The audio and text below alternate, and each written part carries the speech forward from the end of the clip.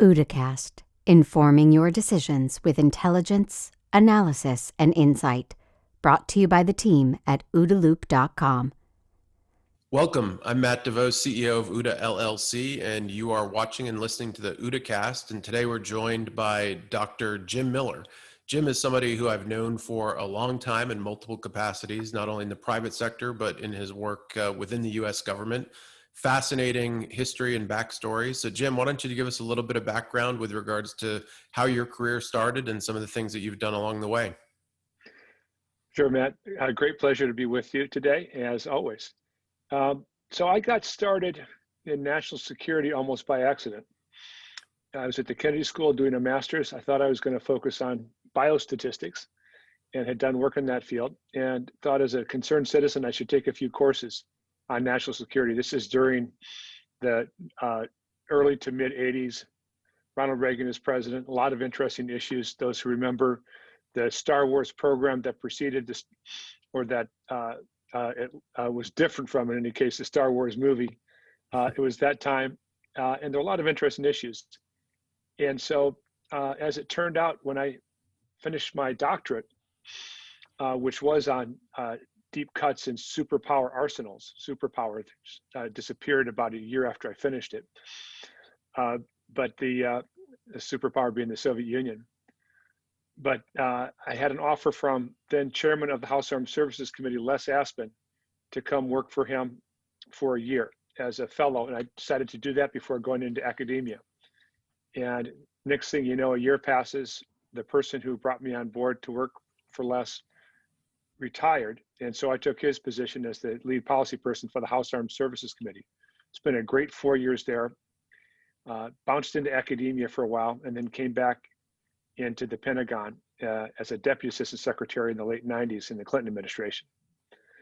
I'll fast forward a little bit. You and I met about this time frame as you were legally, I am told, cracking into computers in the Department of Defense as part of a number of exercises, and then worked in the private sector for the bulk of the Bush administration, and came back into the Obama administration, initially as principal deputy undersecretary for policy, and then undersecretary for policy, working for Bob Gates, Leon Panetta, and Chuck Hagel. And since departing in early 2014, for a substantial period of that time, I've been a member of the Defense Science Board, which was interesting and fun. I resigned from that a few months ago, and then have also been doing a mix of consulting and writing during that period on national security issues, with a heavy emphasis on the future of strategic competition between great powers and the future of any strategic conflict, which of course not just include but feature cyberspace preeminently. So you kind of jumped into the public sector right as the fall of the Soviet Union. Are there any lessons from that kind of power void that you think are applicable to the circumstances we face today? Man, I'd say two things leap out. One is that by 1988, 89, there were hints that there could be a big change coming in the Soviet Union, but the intelligence community had no confident predictions at that time. And many in the policy community thought it was highly unlikely that then Soviet Premier Mikhail Gorbachev would really follow through with some of the ideas that he had with the openness of glasnost and the restructuring of perestroika. And what you learn from that period is that these transitions can happen very abruptly, that the indicators and warning that you thought would precede them might look very different in reality than they do when the event occurs, and that when change happens, it can be very rapid and cascading. So from Gorbachev to Yeltsin, Yeltsin's hold on power was relatively tenuous. There's the whole set of developments from, say, late 1989 through the early 90s had a succession of surprising events. And I think you've got to understand that the intelligence assessments are useful, but that the real world still will offer a lot of surprises. And secondly, as you look at the collapse of the Soviet Union and the implications, one of the great lessons to me was that working with former adversaries, in this case, US working with the former Soviet Union, can really be vital in reducing risks. And I'm thinking in particular about the nuclear risk reduction efforts undertaken as part of the Nunn-Lugar program. If you go back to World War II, you can think of the US role in post-war Germany and Japan in helping to rebuild their economies and so forth. But and a small group of people really recognized that so-called loose nukes could be a real problem. And that small cadre led by Kurt Campbell, whom I think you know pretty well, Matt, at the Kennedy School, Ash Carter, who was later Secretary of Defense, and Graham Allison, who's written on these topics, really helped shape the perceptions of people, including Les Aspin, including then Senator and Chairman of the Senate Armed Services, Sam Nunn, and rest his soul, Brent Scowcroft, who was National Security Advisor at the time and who recently passed away. And before you knew it, there was $400 million per year program, that later called the Nunn-Lugar program, really focused on reducing those nuclear risks. And a small cadre had really developed the initial ideas. So a lesson that ideas matter and that people from the outside can make a contribution as well. Excellent. So you talk about anticipating surprise. I mean, is there any kind of framework or tool that you've found most useful over the years to try and think through those issues? I know that you mentioned that the intelligence indicators weren't exactly correct and that things happened a lot quicker, but are other tools in the arsenal that are preparing the leaders of today and tomorrow to better understand even just what some of the outliers or surprises they might face would be? Yeah, Matt, that's a great question. You and I both got involved in red teaming, particularly during the early 2000s when I ran the Defense Adaptive Red Team and brought you into a number of our efforts. Under that broad umbrella, I would try to be quick, but highlight three aspects of it. One is adversary emulation. And something that we found was that having people deeply knowledgeable about your potential adversaries was very valuable, but having two separate groups work and develop the adversary concepts of operation and approach and strategy and so forth was incredibly illuminating, because often two groups of experts, even if randomly assigned, because of the dynamics of the room and so forth, would come to quite different assessments. And it was a good way to get a quick understanding of the range of possibilities. So red teaming always with a couple of red teams. The pre-mortem assessment, I think we've used dozens of times. I used it recently with an East Coast university that decided to partially reopen during the COVID crisis and walk through. Pre-mortem was developed by a business school professor named Gary Klein. And the premise of the exercise is that your plan or strategy has failed catastrophically, and you've got to figure out why that's happened. And so it's a remarkable tool that takes about an hour to apply. If it's done well, it always provides new insights. That would be a second on my list. And third, and broadly, and something that we used a lot in the Pentagon, it sometimes occurs naturally in bureaucracies and has to be tamed, and that is competitive analysis. And so getting that alternative perspective, whether it's on another country, whether it's about the nature of a problem, but competitive analysis, and the art is to structure it in a way that you're driven toward useful insights and conclusions. So those three tools are among those I would say every policymaker, every analyst should have in his or her toolkit. Excellent. I like the idea of having the dual red teams. I just participated in an event over DEF CON weekend, the hacker conference, which was held remotely, that was done by the Columbia School of Arts, kind of the film group there. And we were thrown into this online collaborative environment where we were told, kind of figure out what happened to this one character in the narrative. And there was all sorts of evidence. There were text messages and eBay purchases and just all sorts of random stuff. And the teams came up with what they thought was, what had happened to this character. We established these very robust narratives. And my team happened to have, for example, like Rob Joyce from NSA and others on it, Chris Painter, formerly the State Department. And we came up with a very government-centric approach. a group that had mostly hackers came up with an approach that came out of kind of a Philip K. Dick novel, right? So it was very kind of Blade Runner-esque. And at the end of the exercise, what we found out was that there was actually no narrative to discover, that AI or machine had assembled those artifacts near randomly, and it was our own biases that had kind of guided us through the process of developing a narrative from the data. So I think the idea of having multiple red teams and obviously having very distinct backgrounds of those participating in the red team becomes an important dynamic. There is an aspect of that. I mean, the Dart red teams were some of the favorite of mine that I engaged with over the years, just because they were non-cyber centric. I wasn't trying to hack into things. We're looking at a lot of complex issues, including the risk of biological warfare or even pandemics. And it struck me, as I watched what unfolded with COVID, that we had looked at a lot of those same exact issues with DART. We understood kind of how things would spread, what actions would be available, what planning was going to be required. But over the years, the 15 to 20 years after that, it seemed like the planning and preparedness aspect out of that got lost. So is there anything that you would recommend in your role as a government leader or as somebody who participated in red teams? How do we sustain the preparedness associated with the red team outcomes over the long term? Well, Matt, in this case, and I want to not be partisan about it, but in the case of the pandemic, the Obama administration created a playbook. It's been largely published online for responding to pandemics. And the team on the National Security Council in the Trump administration decided not to take that out and to apply it. But if you look at it, you'll see that it couldn't be applied like a cookbook, that would have to be adapted. And that's the fundamental point.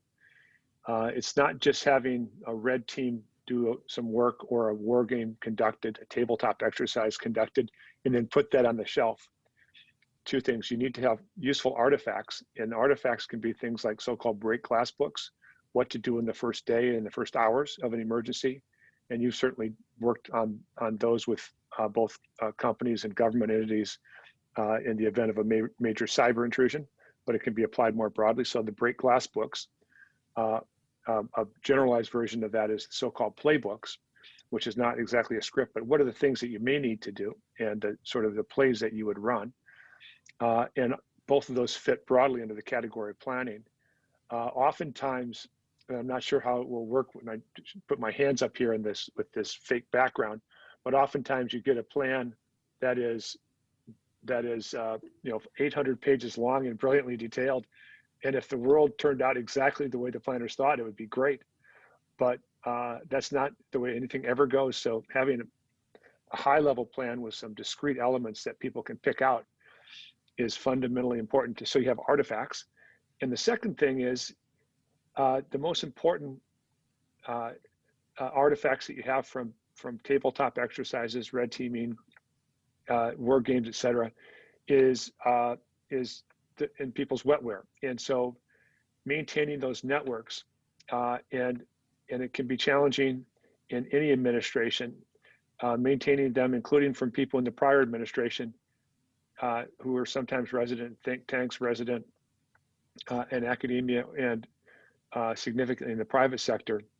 But having a cadre that stays in touch, that continues to be engaged, and it means that the people who stay in government within the military, those in uniform, who will still, will transition from one administration to the next, and then the career civilians, having a number of them participate even in the very high level games, so that knowledge is carried forward in their framing of problems and in their recognition of new events and the ability to basically do pattern recognition to see things coming.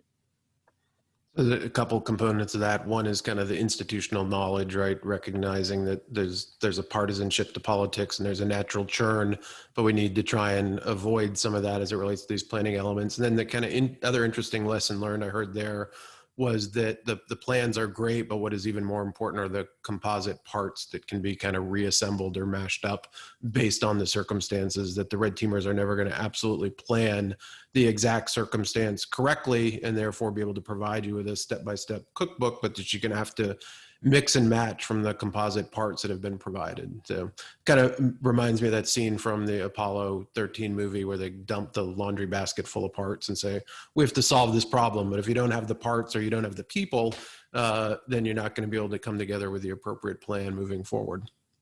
Yeah, that's right. President Eisenhower said it nicely. He said, it's not the plan, it's the planning. Yeah, in the process in of itself.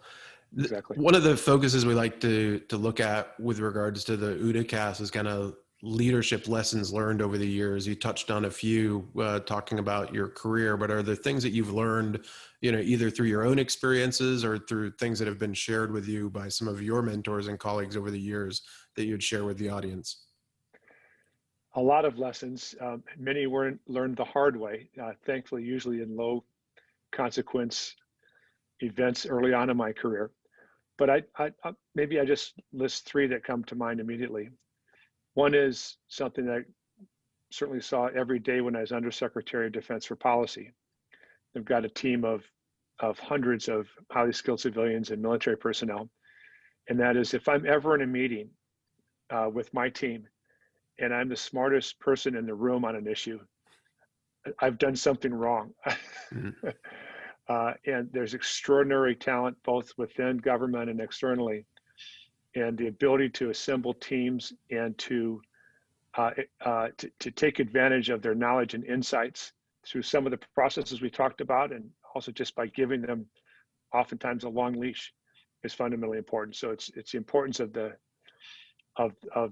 team and of the deep expertise that you need to assemble to deal with tough issues. And that expertise has to cut across a range of different areas, whether it's a problem with China, whether it's a problem in counterterrorism, whether it's a cyber problem. You're going to want to have diverse experts in the room. And again, if you're the gang leader or the senior person and you're the smartest person on the room on the issue, you've got to bring in some more talent. Somewhat related to that, second, it's always important to get disparate views into the process. And the challenge is to do that in a way that doesn't drag things down. But for important issues, important policy decisions, questions of whether to go to war or not to go to war, whether to undertake a major military operation, always good to bring in disparate views. And my observation of the best leaders is that they did that very effectively. Go back to Eisenhower with his famous solarium exercise, where he had views about where he wanted to go, but he knew he had to tap the insights of his senior team. And frankly, he knew he needed to nudge some of them away from less than optimal options like preventive war with the Soviet Union at the time. So it wasn't all just open season and any ideas rule, but using that process of both internal and external advisors to have that competition and to drive it towards both new insights and rational policies. And a third one I've learned multiple times is it's not the job, it's the boss.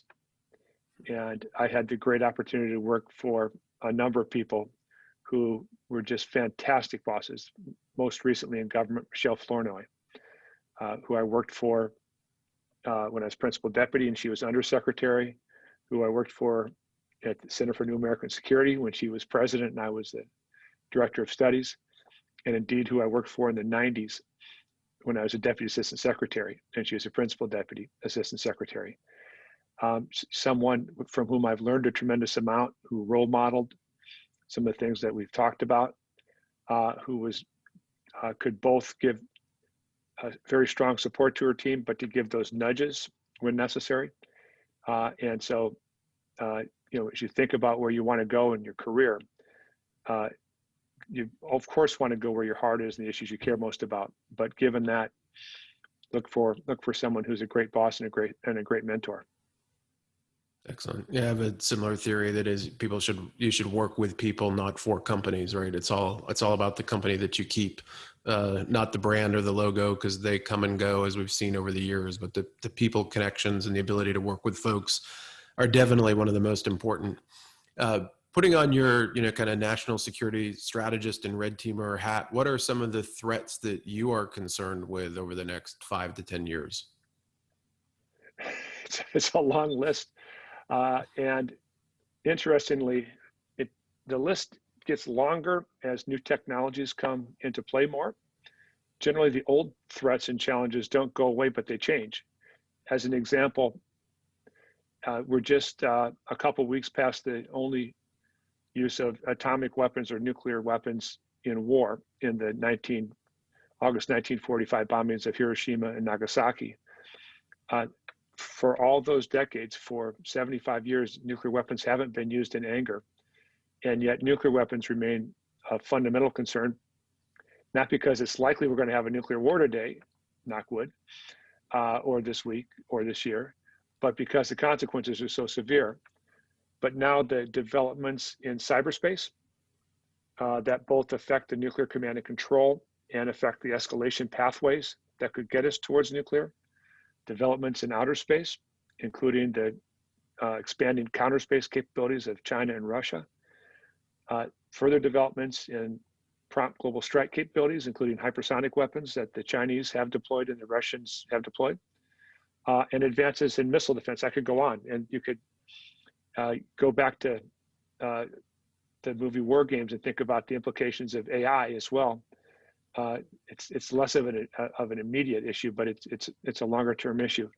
So what's in addition to the truly new sets of issues that were not predominant in the 70s or 80s, for example, cyberspace, a truly competitive and contested outer space that we have today and is emerging even more so. Advances in biotechnology, nanotechnology, allowing small groups potentially to do catastrophic damage to societies. All those are new, and in addition to what they add that's new, they complicate old challenges as well. So on the technology side, there's a wide range. We've touched on a few. And what I think the new thing and something that this administration got right is that we are in great power competition, particularly with China and also with Russia. They've recognized it for a long time. They've been acting on that for a long time. And we need to act on it. And the national security strategy that the Trump administration put forward, I think got that part right. The question of how to do so, we can and should debate, but the question of really being in a competition, including with the so-called gray zone activities in cyberspace and elsewhere, I think is fundamentally important and something we'll be living with for a long time. Excellent, thank you. That subliminal War Games poster gets people to mention the movie every time. Oh, interesting. I didn't even notice it. I consciously didn't notice it. Yeah, you did. You just didn't. There. Yeah. Excellent. So, I mean, if you're, a large part of our audience for the OODAcast is the business community. Are there issues? I mean, the stuff that you described are pretty national strategic type issues. Is there something you could articulate that's a little bit more granular for somebody that's running a business? Cyber obviously is included in that, but are there other things that they should be wary about, or even how some of the national strategic stuff is going to impact them as the operator of a, global business? Yeah, so near the top of that list is cyber, without a doubt. And the type of cyber intrusions and typically temporary interruptions that we've seen to date, I think are a tip of a much larger iceberg. And hopefully these leaders of business and entrepreneurs don't have to ever live through the full iceberg. But the capabilities and capacities of China and Russia in particular have grown truly exponentially over the last decade or more. And we need to be prepared for a lot of friction and a lot of pushing and shoving, if you will, in cyberspace from those and other actors below the threshold of armed conflict. And I hope that among the people who would watch would be those who are interested in encouraging the government to share information more effectively, to receive information more effectively, and to act on it, and to really begin to work to some new forms of private-public partnership, because in the event of a crisis or conflict, particularly with China or Russia, we will be seeing cyber attacks occurring not just on U.S. critical infrastructure, but from U.S. critical infrastructure from substantial toeholds that they've achieved, whether by temporarily controlling or by literally purchasing that. And it's going to require a private sector response working with the government to be effective. And the more we can build that in the meantime, the more the more and better chance that we have that they see that this is not going to be a winning game for them, and that deterrence works from that kind of high-end cyber attack. But I think preparation for intrusions is got to be part of it. Preparations for interruption of business whether through criminal acts or acts of nature as well. So that all hazards for many of the other companies is going to be important. And from a strategic perspective, I know, as you've done, thinking through the competitive environment, not just today, but where it may be evolving toward, and trying to lead it a little bit and to anticipate where it may go, and to make some bets both on technologies and on people that offer the possibility for breakout strategies for both small and large companies, I think is important to as part of the environment that we're living in. We tend to always associate an attack on critical infrastructure, by a nation state adversary as something that is accompanied with traditional conflict, that there's some sort of conflict or arms exchange is taking place somewhere else, and that's a component of it. Do you think that one of the areas where we might get surprised over the coming decade is an attack on critical infrastructure that takes place that doesn't exist within the realm of a traditional conflict? Yes. So let me hit your first point first, Matt. And that is, in the event that we're headed toward any high probability of so-called kinetic conflict certainly with China or Russia, each side is going to have overwhelming incentives to go heavy and fast in cyberspace. And I think the same is true in outer space, on the calculation that you can interrupt the other side's command and control, precision weapons, navigation, logistics, transportation, and so forth, all without directly killing anybody. And that, notwithstanding any declaratory policy to the contrary, neither side's going to go nuclear or even possibly conventional over some fried computers and dead robots in outer space. So that part you've got to take as given, and the Department of Defense has work to do, as you know, in getting better. But I'd say on the other category, it's one we think about less. The prospects of escalation within cyberspace are real, and I don't think we've come close to anything that tumbles into high degree of escalation, but in a period of really intense political competition, and in a period of where there's, if you can imagine the competition between the United States and China and Russia to some extent as well, about what form of government is operating most effectively, I can see at least two categories. One is the slow bleed. Now, China's been bleeding us for intellectual property for decades. It's been estimated to be as much as a 1% per year hit on GDP growth. Each side could turn the dial up on that type of activity to create friction, to steal more intellectual property, to create friction in how the other side's economy works. And we need to think about how to deter that and what the norms are associated with that type of behavior. And the second would be not the slow burn, but a fast burn. And that is that one side decides it's going to send a strong signal through cyberspace and take down a part of the grid in the United States in the Northeast. Happens in winter, and some people die. The United States goes back, and one can imagine that type of tit for tat quickly escalating, in part because of the cascading effects and unanticipated effects that may occur. So yeah, I think it's not just that this new, relatively new, I shouldn't call cyber a new domain, but this, relative to land, air, sea, and space, what feels like a new domain is going to affect other domains.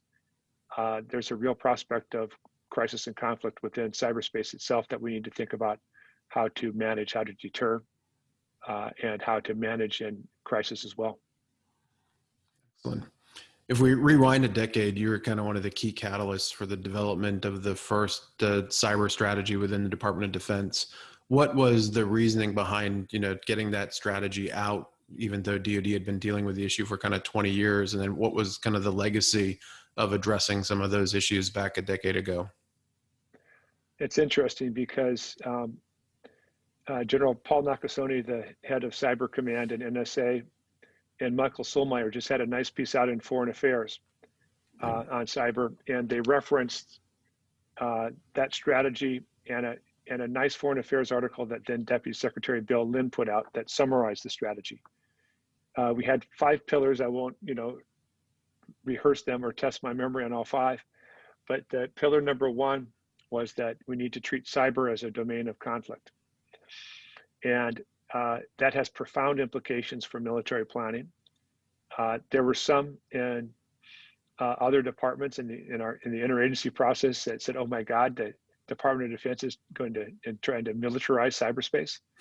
But what we were saying is that, look, the land domain, the air domain, sea, undersea, those are all recognized as areas of conflict and where we need to conduct military planning.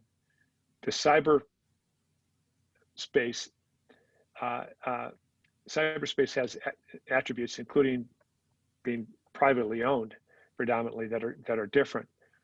But the preparedness to and the expectation that attacks will occur in and through cyberspace that will have profound effects on military operations, on economies and society, was something that we hadn't really fully taken account of, although the people in the business, such as yourself, knew this reality. I would estimate 20 years in advance of it becoming a formal part of DoD strategy, and over time, and again, a place where this Trump administration has taken good steps. Over time, has recognized that you've got to take that to heart and you've got to take action. And so the defend, forward, and persistent engagement efforts of Cybercom, some of which, but not all of which, were summarized in this nice Foreign Affairs piece this month by Paul Nakasone and Michael Solmeyer, really are fundamental. And it means in some cases taking action to prevent attacks, as it's now been acknowledged that the so-called Russia Small Group did in 2018 to block any interference in the election by, including by Russian trolls. Yeah, I was going to ask for your thoughts on the kind of defend forward as a concept, as articulated in that Foreign Affairs article, and how do you anticipate that working with private sector partners, right, which tend to be a lot of the early warning system around a lot of these attacks in the cyber domain? Yeah, I think the policy is on the mark, and the approach is on the mark, and it fundamentally requires good judgment regarding when to take an act. First, where and when you need accesses, because as you know well, you can't snap your fingers and create a cyber effect. It takes time to build the accesses and infrastructure necessary. Then good judgment about, once you have those capabilities, when to employ them versus to withhold them, and how to communicate about them. And I think Paul Nakasone has done a terrific job in that regard. I frankly would like to see more civilian leadership communicating about this and more evidence that they're involved in this. But I think Nakasone's been terrific. Excellent. Cool. So one thing we always like to ask as well, you're an incredibly knowledgeable, well-read guy. How do you stay on top of what's happening in the world? What are some of your favorite sources of information? I just want to say that because the presidential daily brief has been in the news lately, shifting from having the PDB every morning at 6 a.m. and with a briefer and a nice thick book and the briefer, and then getting the same take from DIA and from NSA just a ream of intelligence every morning and being doused in it, in addition to the newspapers, it was quite a shift coming back out of government and having to try to understand the world without those aids. But I do what I think a lot of folks do, which is a combination of targeted reading in different areas. So I'll read a lot of the defense publications, foreign policy publications, and also serendipitous reading, which includes explicitly ensuring that I read from Washington Post and New York Times, okay, with a slightly, some would say more than slight, but at least slightly left of center, and then also others, including the Wall Street Journal, which I read daily, and not just the news. Pardon me, my pup has decided she wants to chip in here. Not just the news, but also the opinions, and to really, going back to their conversation earlier about red teaming, and I don't mean this in an adversarial way, really trying to understand the perspective of the people who are articulating arguments from both sides. I tend to be considered a moderate in some areas. You'd say I was conservative, and some areas lean to even toward libertarian.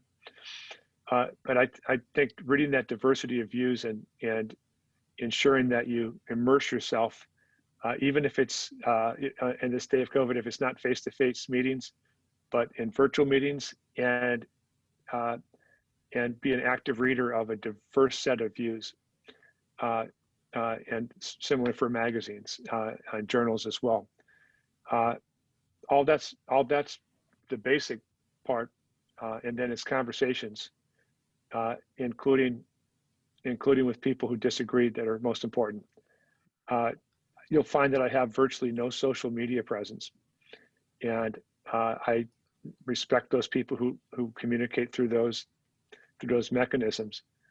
But the thing I think we all should, as leaders, as policy analysts, or national security leaders, or in whatever domain, we really want to avoid what Irving Janis described in his famous book as groupthink.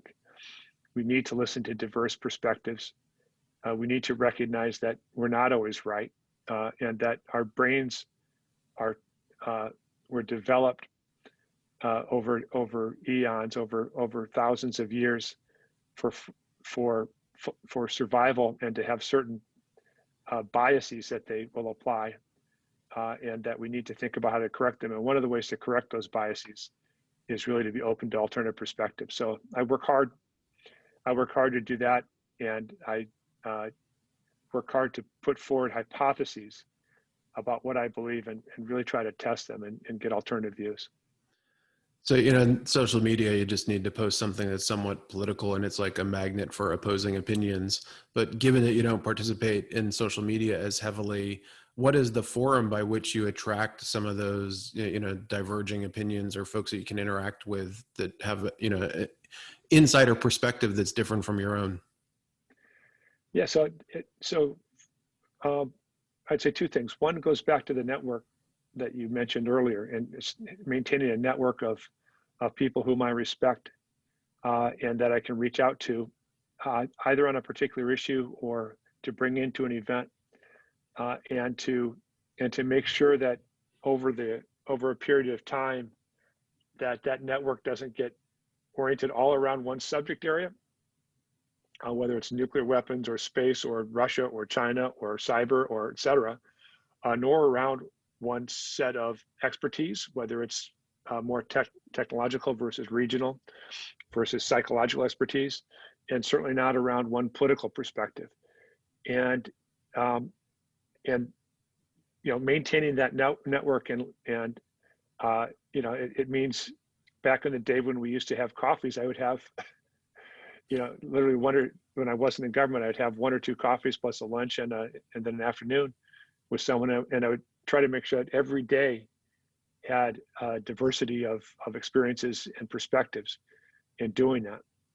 And when you can't get it done by virtue of your own network, it's setting up conversations sometimes one-on-one, sometimes group, sometimes in workshops or war games and so forth, and making sure that even if you don't know the right people, someone you know knows the right, a diverse set of people, and tapping a range of those folks to help expand the circle, if you will, to get more and more diverse views. And I'm not. I just want to say that I'm not intending to be completely Luddite with respect to social media. It's an important force in our society. In some cases, it's a force for good.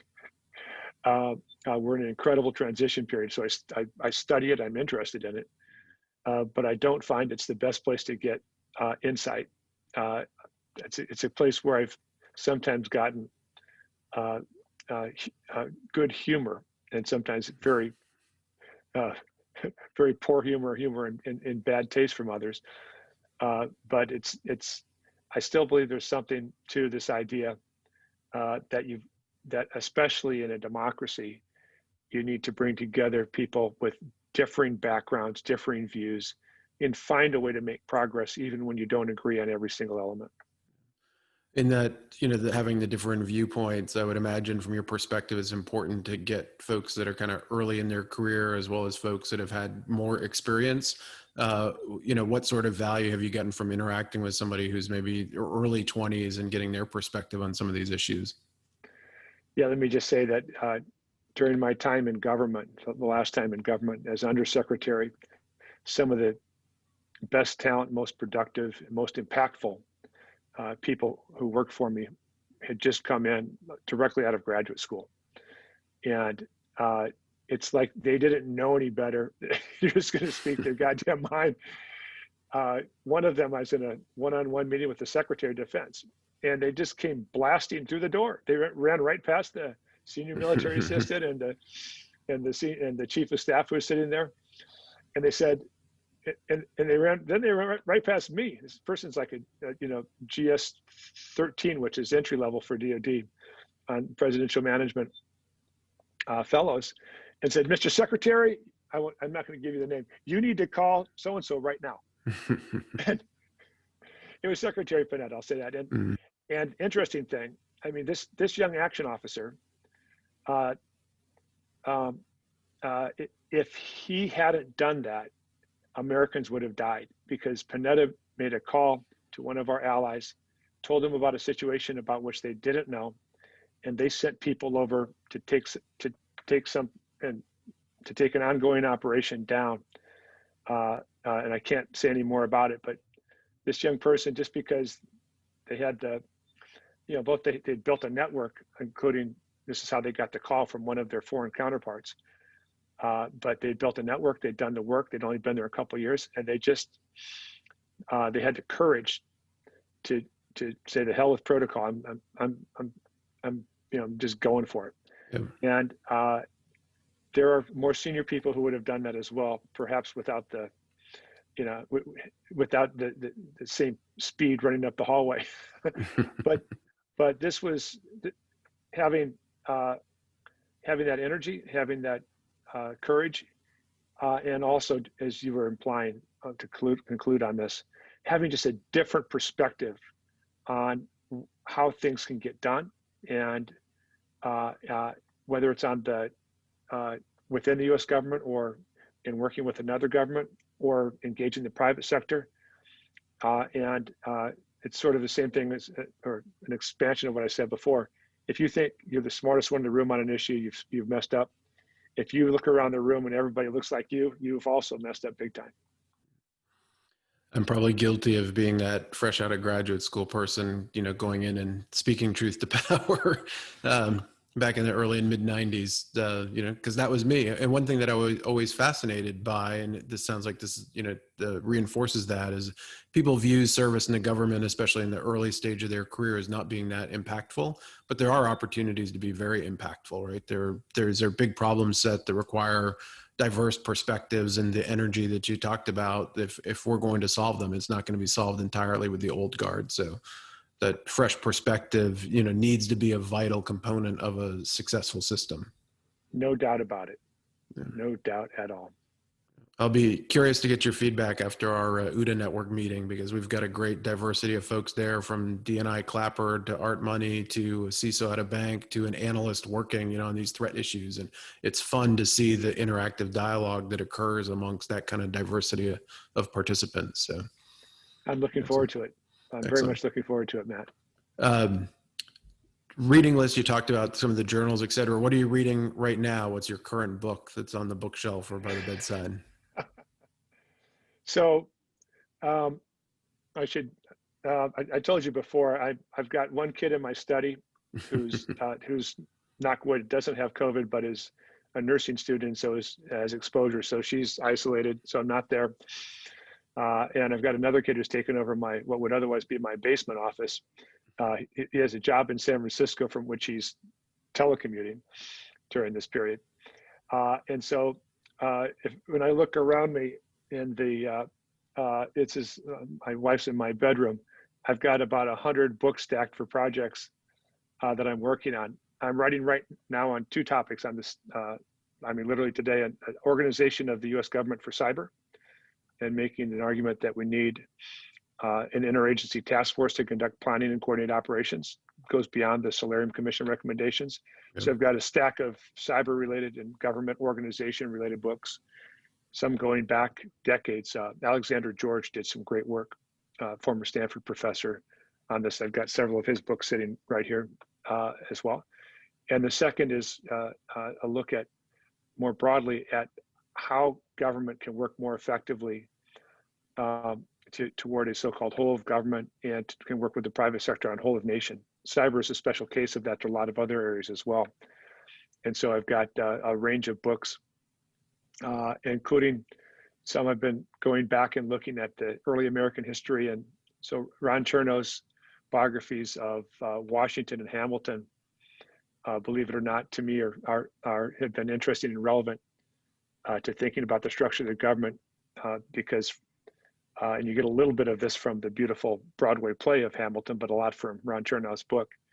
Hamilton really consciously, as prior to becoming Treasury Secretary and during his time and after, had very insightful ideas about how to organize the U.S. government and the relationship between economic growth, international diplomacy and engagement, and international relationships, and preparing for war if necessary. And so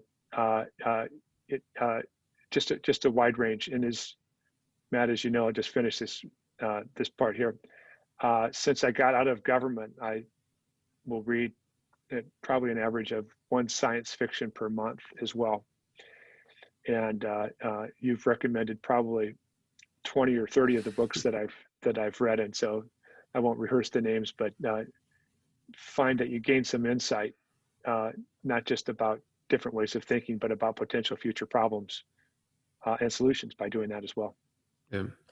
Yeah, it's, as you know, I keep science fiction as a regular staple, including rereading some of the older science fiction, which can be fascinating in of itself.